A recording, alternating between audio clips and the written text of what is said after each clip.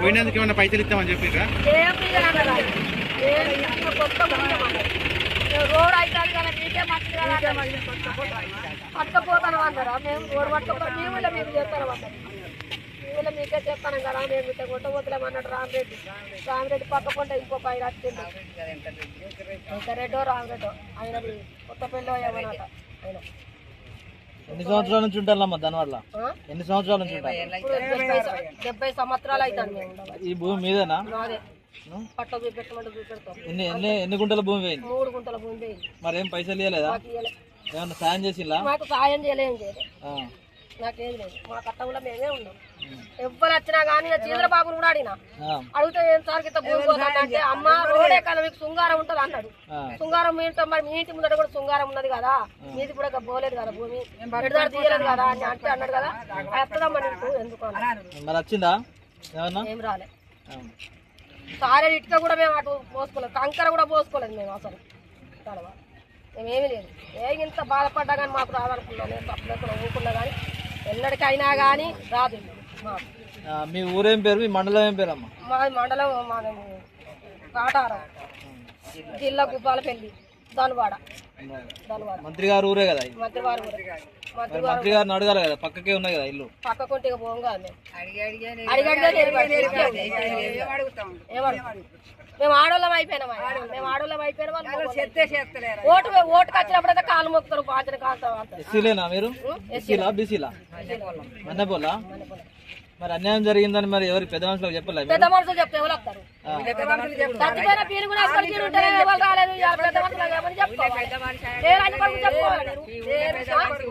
గౌలోడు చెప్పుకోవాలా, గాండోడు చెప్పుకోవాలా, మల్లెపూరు చెప్పుకోవాలా, మాదిగని చెప్పుకోవాలా, కాపోని చెప్పుకోవాలి. ఎవరికి చెప్పుకోవాలి?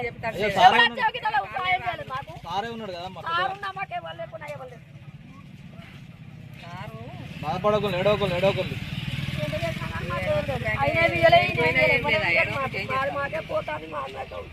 ఓట్లు వచ్చినప్పుడు వస్తారా మరి? అలా పైసలు లేవా చేతుల్లో పెట్టి దండం పెడతాడు కదా. ఓట్లు ఎవరికి వేసిల్లు మరి? మీరు ఓట్లు వేయలే కావచ్చు అందుకే.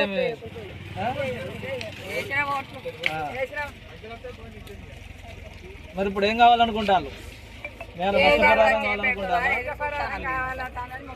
ఏ దేవుడు అంటే ఏం పెడతాడు అని చూస్తాను. ఇక్కడ ఉన్నాడు కదా పెద్ద దేవుడు, ఒక పెద్ద దేవుడు ఉన్నాడు కదా, ఏమంటలేడా? ఆ దేవుడిని అడిగి నిలబడ్డా పోతా నేను ఎవరినైనా అడుగుతా. కానీ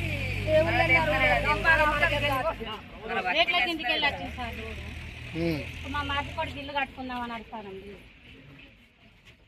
2 గుంటలు పోయింది. 2 గుంటలు మనిషికి 2 గుంటలు. మీరు ఎస్సీలేనా? ఈ ఆడంతా మొత్తం అయ్యో మరి మీకెందుకు ఇట్లా న్యాయం జరిగింది? మరి చెప్తాను మరి ఎవరు ఊళ్ళో పెద్దవాళ్ళకి చెప్పలేదు? నేను ముఖం ముందనే మాట్లాడతానా అదంతా మోసుకొచ్చినాక నన్ను నాశనం చేసిండు. అవి ఆమె గౌలా పెట్ట పాయే పోయి తాటిమల్ల కొడుకు ఒక్క 6 నెలల దాకా ఫోన్ చేసిండు. ఆయన ఎట్లా నానబెట్టిండో నానబెట్టి 2 లైన్లు వీకేసిండు. 2 లైన్లు వీకేసి లగాంచా అక్కడికి 6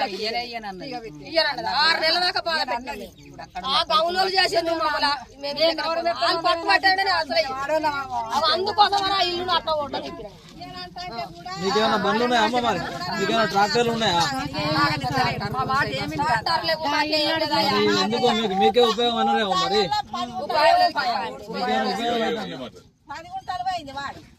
ఈ పెరడి పొలాలకైతే మొన్న కోసినప్పుడు ఇబ్బంది అయింది. పొలం నుంచే పొలం మీడే ఉండడు. రోడ్డు పోతుంది పైన. 10 గుంటలు పోయింది. 10 గుంటలు పోయింది. మరి శ్రీధర్బాబుని అడగలే? శ్రీధర్బాబు అడిగితే ఏమున్నది?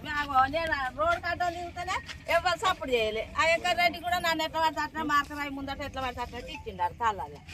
నష్టపరిహారం వచ్చింది ఏమన్నా? ఏం కాలే. 5 లక్షలు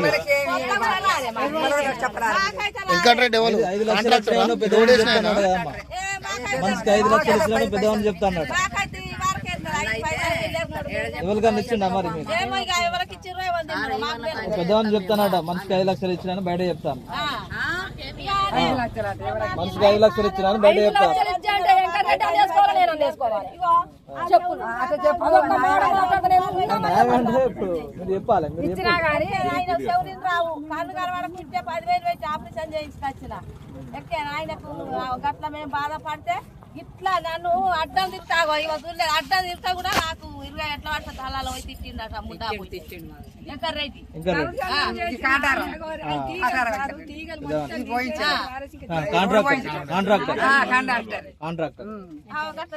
ఇక్కడి నుంచి అక్కడికి నాది తేగు చెట్లు మొత్తం ఎక్కడ మోసి పాడేసి దౌర్జన్యం చేసి నా కొడుకు ఎంత ఫోన్ చేసి బెదిరించింది ఎవరన్నా ఇప్పు ఇల్లు అవి అనేది ఏం లేదు కానీ వాళ్ళు ఇష్టమైనట్టే తీసుకున్నారు. మాకు ఈడ ఇండ్లే రోడ్ వస్తాను అన్నారు.